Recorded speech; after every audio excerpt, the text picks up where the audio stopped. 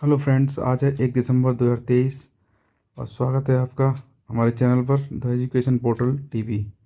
आज के current affair discuss करेंगे हम। पहला है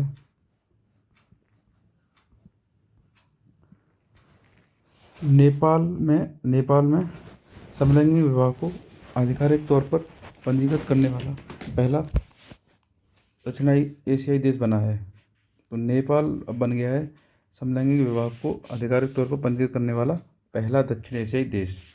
नेपाल ने अपना पहला समलैंगिक विवाह पंजीकरण किया और सर्वोच्च न्यायालय के वैधीकरण के बाद ऐसा करने वाला वह पहला दक्षिण एशियाई देश बन गया है। चलिए आइए नेक्स्ट देखते हैं। अब्दुल्लाही मिरे ने विस्थापित बच्चों को शिक्षित करने के लिए यूनाइटेड नेशन नानसेन पुरस्कार जीता। तो यूएन नानसेन पुरस्कार जीता है अब्दुल्लाही मिरे ने। इन्हें केन्या के शिविरों में अपने हमवतन लोगों के लिए किताबें और शिक्षा लाने का इरादा रखने वाले पूर्व सोमाली शरणार्थी अब्दुल्लाही मायर को संयुक्त राष्ट्र शरणार्थी एजेंसी है, संयुक्त राष्ट्र शरणार्थी एजेंसी,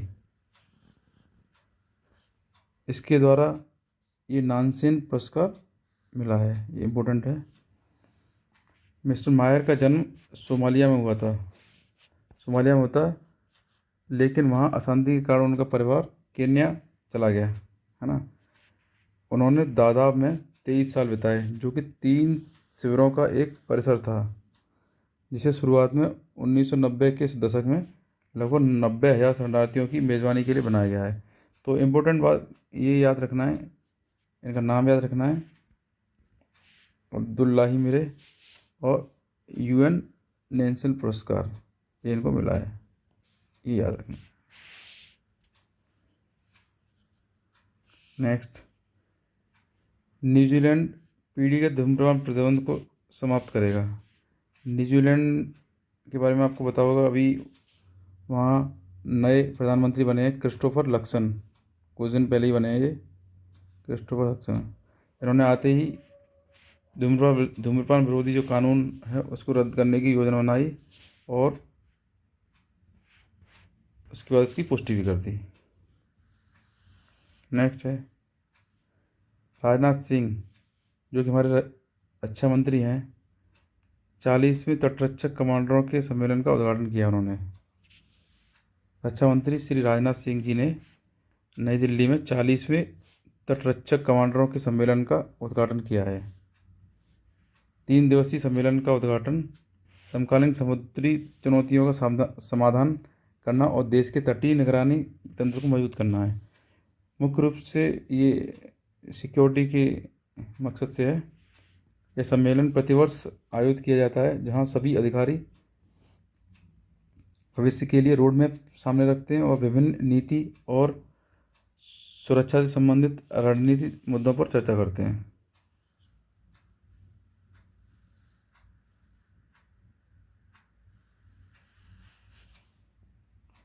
एसबीएम गोवर्धन बायोगैस सम्मेलन, आवास और शहरी मामलों का मंत्रालय।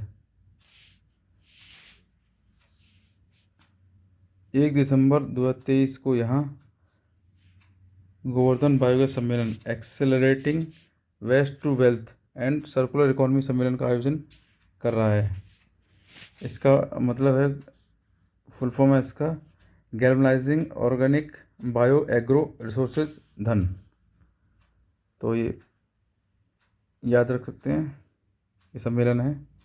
भारत सरकार एक व्यापक पहल है ये भारत सरकार की, है ना, जिसका उद्देश्य अपशिष्ट को धन में परिवर्तित करना। ठीक है।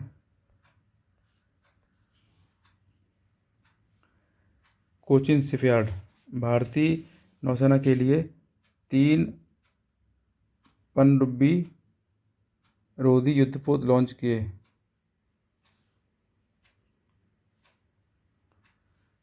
कोचिन शिपयार्ड एक कंपनी है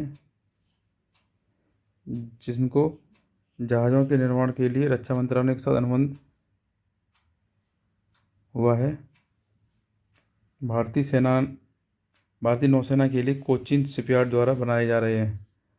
8 एंटी सबमरीन वारफेयर उथले पुथले पानी के जहाज़ों की श्रृंखला में 3 जहाज़ों में से पहला जहाज़ लॉन्च किया गया।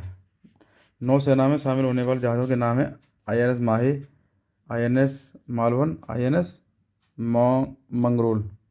तो ये इम्पोर्टेंट है, इनको याद रखना है। 3 जहाज़ ये,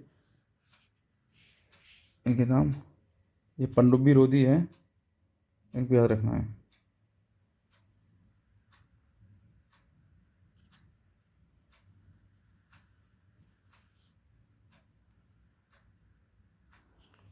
कैबिनेट ने प्रधानमंत्री जनजाति आदिवासी न्याय महाअभियोजन को मंजूरी दे दी है।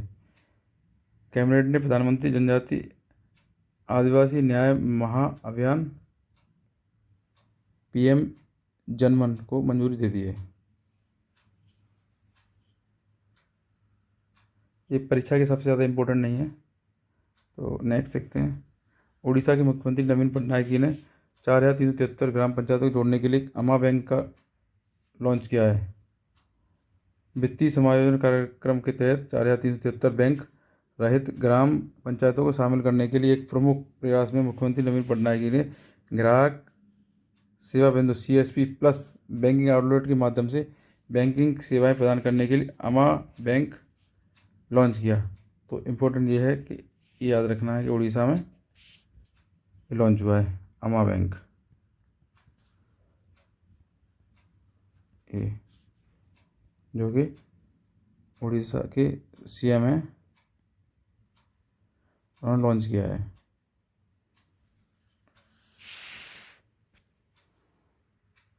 टाटा पावर की कानपुर को खुशखबरी।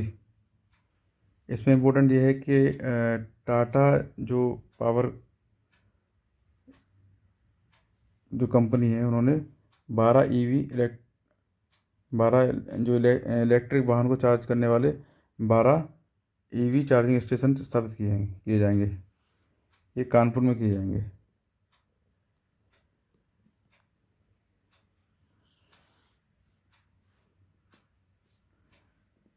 रासायनिक युद्ध के सभी पीड़ितों के लिए स्मरण दिवस 30 नवंबर को जाना जाता है।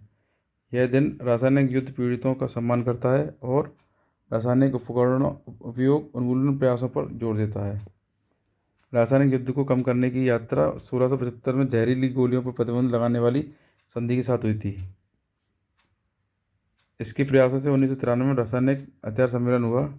संयुक्त राष्ट्र ने पीड़ितों को सम्मान करने के लिए रासायनिक हथियारों के बारे में जागरूकता बढ़ाने और शांति सुरक्षा पर जोर देने के लिए 2005 में इस दिन की घोषणा की थी। तो केवल डेट याद रख सकते हैं, ज़्यादा इम्पोर्टेंट नहीं है। हॉकी नेशनल्स 2023 पंजाब ने हरियाणा को हराकर खिताब जीता है, जो कि चेन्नई के मेयर राधाकृष्ण हॉकी स्टेडियम में 13वीं हॉकी इंडिया सीनियर पुरुष राष्ट्रीय चैंपियनशिप 2023 की फाइनल में गत चैंपियन हरियाणा पर पेनल्टी शूटआउट जीत के बाद पंजाब ने स्वर्ण पदक जीता। ये 13वां संस्करण था, इसमें पंजाब ने जीता। तो उसमें ये याद रखना है कि हॉकी नेशनल 2023 का जो खिताब है पंजाब ने जीता है, इम्पोर्टेंट है।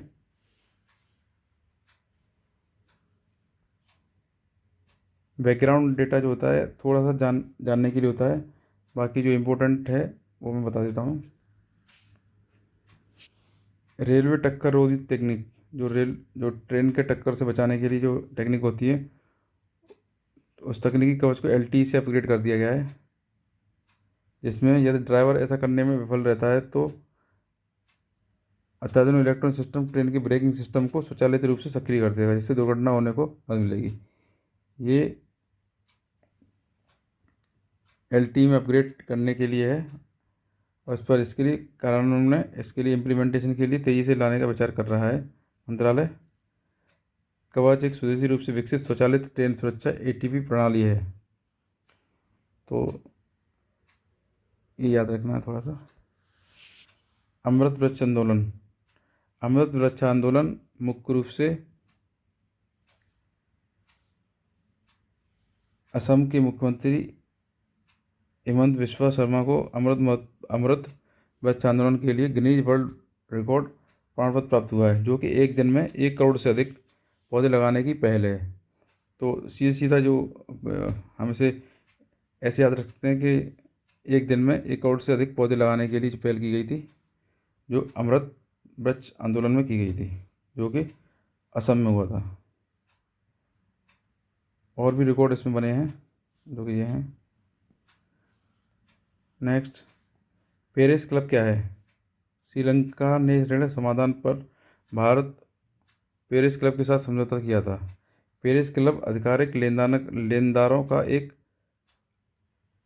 अनौपचारिक समूह है, अनऑफिशियल समूह है, जिसकी भूमिका देनदार देशों द्वारा अनुभव की जाने वाली भुगतान कठिनाइयों के लिए समन्वित तथा टिकाऊ समाधान ढूंढना है। मतलब ये एक तरह से सॉल्यूशन बताता है कि कर्जा कैसे लौटाना है, वो है। केवल इतना याद रखना है। G20 और पेरिस क्लब ने G20 कॉमन फ्रेमवर्क नामक एक परियोजना को भी अपनाया था। नेक्स्ट, भारत सरकार ने कहाँ इंडिया ग्लोबल फोरम में जलवायु कार्रवाई उपायों को संबोधित किया? तो दुबई में किया था। पर्यावरण वन जलवायु परिवर्तन मंत्री भूपेंद्र सिंह यादव ने दुबई में इंडिया ग्लोबल फोरम में एक व्यापक भाषण दिया था, जिसमें संबोधन किया था। अमेरिकी राजनयिक और नोबेल विजेता हेनरी किसिंजर का 100 वर्ष की आयु में निधन हो गया है। हेनरी किसिंजर एक राजनयिक महाशक्ति ने 2 राष्ट्रपतियों के अधीन राष्ट्रीय सुरक्षा सलाहकार और राज्य सचिव के रूप में भूमिका निभाई थी।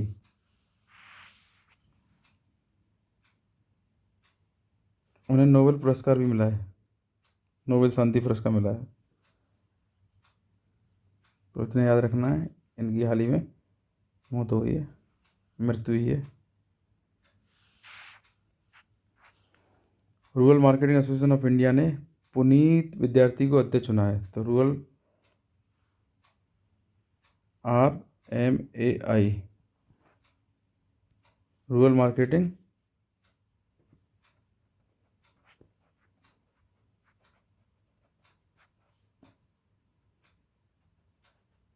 एसोसिएशन ऑफ इंडिया,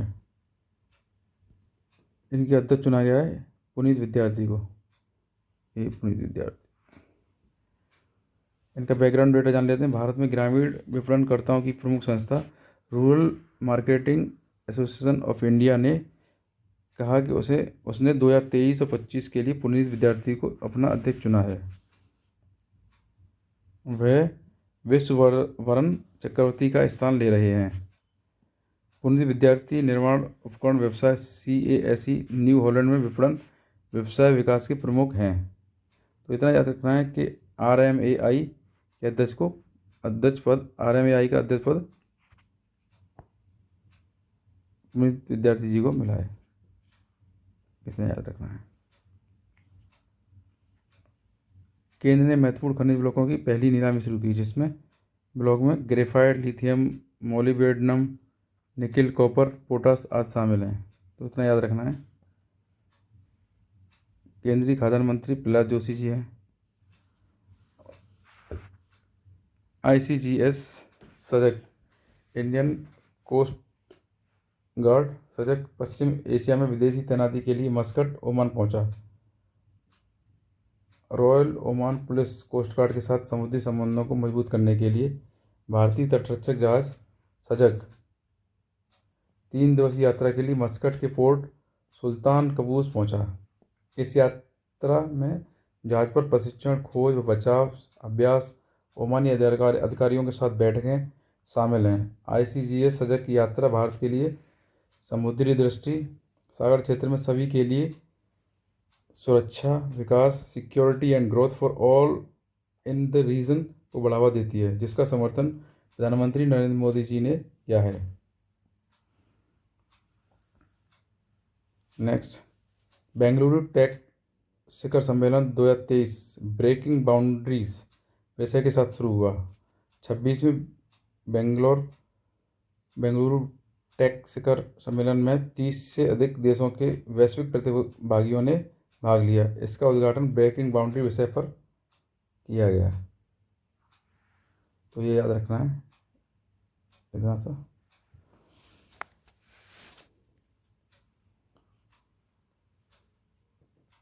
शहरी मामलों में मंत्रालय ने एम्पलीफाई 2.0 पोर्टल को लॉन्च किया है। इसमें ये पहल है शहरी परिणाम फ्रेमवर्क 2022 का हिस्सा है, जिसका लक्ष्य 14 क्षेत्रों में डेटा को सुव्यवस्थित रखना है। डेटा इकट्ठा करना है इसका 14 क्षेत्रों में, ये है। तो ये इम्पोर्टेंट है।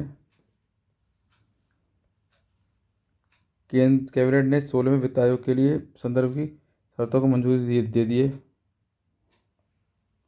प्रधानमंत्री नरेंद्र मोदी जी की अध्यक्षता में केंद्रीय मंत्रिमंडल ने 16वें वित्त आयोग के संदर्भ की शर्तों को मंजूरी दे दी है। 16वें वित्त आयोग की सिफारिशें सरकार द्वारा स्वीकार किए जाने पर 1 अप्रैल 2026 से शुरू होने वाली 5 वर्षों की अवधि को शामिल करेगी। संविधान का अनुच्छेद 280(1) वित्त आयोग की स्थापना के तौर तरीके बताता है। संविधान, ये आर्टिकल है।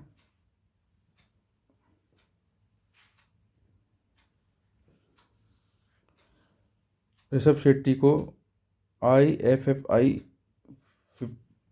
54 में कंतारा के लिए विशेष जूरी पुरस्कार से सम्मानित किया गया। IFFI the international film festival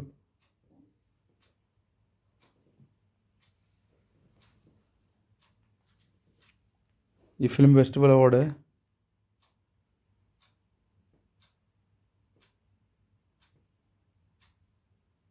the international film festival of India, ये 54वां है, जिसमें कंतारा की एक मूवी है, उसके लिए ये अवार्ड मिला है। इसको याद रखना है, कंतारा। प्रसिद्ध भारतीय फिल्म निर्माता, अभिनेता, लेखक ऋषभ शेट्टी को प्रतिष्ठित 54वें the international film festival of India में कंतारा पर उनके अभूतपूर्व कार्य के लिए विशेष जूरी पुरस्कार मिला है। तो मूवी याद रखना है। और ये 54वां संस्करण है द इंटरनेशनल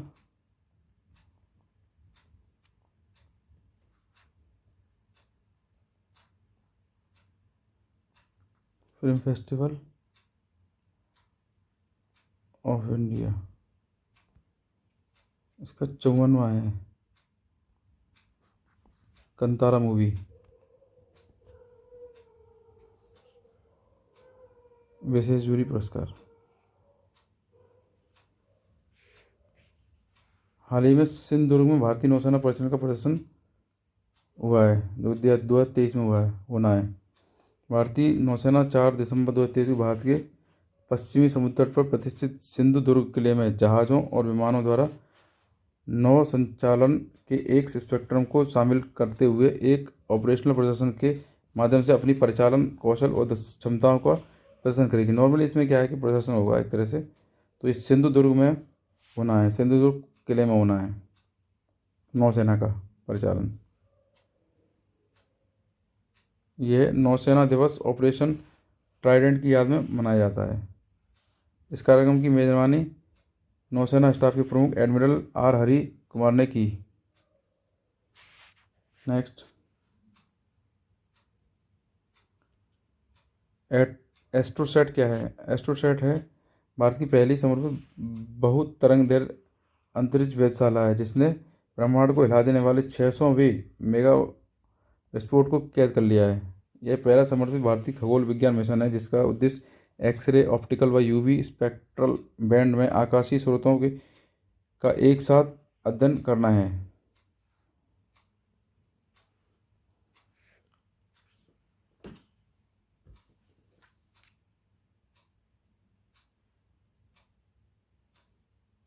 नेक्स्ट देखते हैं,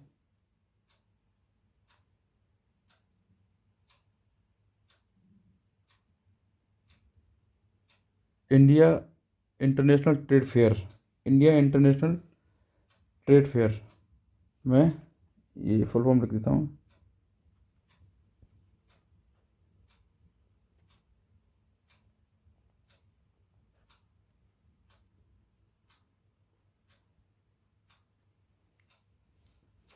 सॉरी,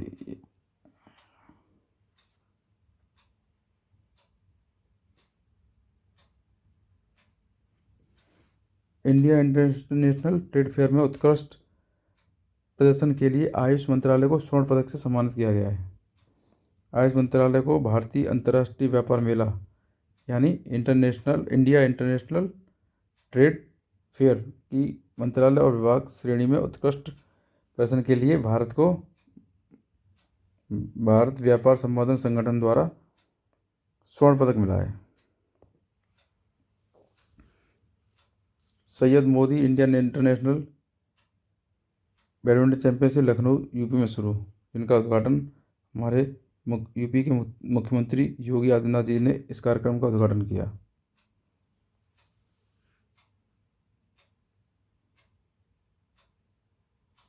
पंचायत 2 जो वेब सीरीज है उसने 54वें the international film festival of India में IFFI में वेब सीरीज के लिए उद्घाटन OTT पुरस्कार जीता। दिल छू लेने वाली Delhi Hindi comedy drama series panchayat 2 ने गोवा में आयोजित 54वें भारतीय अंतर्राष्ट्रीय फिल्म महोत्सव में वेब सीरीज के लिए OTT पुरस्कार जीता है। नेक्स्ट, WCD मंत्री वुमेन चाइल्ड डेवलपमेंट मिनिस्टर ने दिव्यांग बच्चों के लिए आंगनवाड़ी प्रोटोकॉल लॉन्च किया। दिव्यांग बच्चों के लिए आंगनवाड़ी प्रोटोकॉल केंद्रीय महिला एवं बाल विकास और अल्पसंख्यक मामलों की मंत्री श्रीमती स्मृति जुबिन ईरानी द्वारा लॉन्च किया गया था। इसे 28 नवंबर 2023 को विज्ञान भवन में आयोजित एक राष्ट्रीय आउटरीच कार्यक्रम में लॉन्च किया गया था। अंतर्राष्ट्रीय जगुआर दिवस 29 नवंबर को मनाया गया। अंतर्राष्ट्रीय जगुआर दिवस जगुआर के सामने बढ़ते खतरे और दुनिया भर में इसके अस्तित्व को सुनिश्चित करने वाले महत्वपूर्ण संरक्षण प्रयासों के बारे में जागरूकता बढ़ाने के लिए मनाया जाता है। फारसी फिल्म एंडलेस बॉर्डर्स को IFFI में गोल्डन पीकॉक पुरस्कार मिला। The international film festival of India जो कि 54वां है, जो गोवा में हो रहा है, गोल्डन पीकॉक अवार्ड मिला है। फारसी फिल्म, ये याद रखना है, फारसी फिल्म गोल्डन पीकॉक अवार्ड मिला है।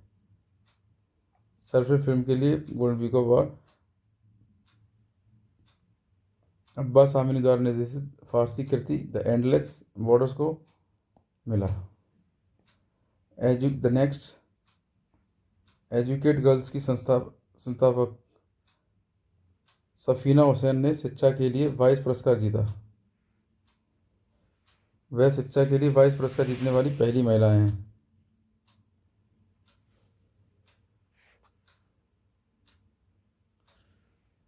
हाल ही में किसको भारतीय ग्रीन बिल्डिंग काउंसिल IGBC द्वारा प्लेटिनम की उच्चतम रेटिंग के साथ ग्रीन रेलवे स्टेशन सर्टिफिकेट सम्मानित किया गया? तो ये मिला है विजयवाड़ा रेलवे स्टेशन को। नेक्स्ट, T20 फॉर्मेट में सबसे ज़्यादा बार 220 प्लस रन बनाने वाली टीम बन गई है। तो भारतीय टीम बनी है T20 मैचों में 9वीं बार 220 प्लस रन बनाए हैं। तो फ्रेंड्स, इसी के साथ मेरा वीडियो ये समाप्त होता है। मिलते हैं अगले करंट अफेयर्स के वीडियो में, तब तक के लिए धन्यवाद।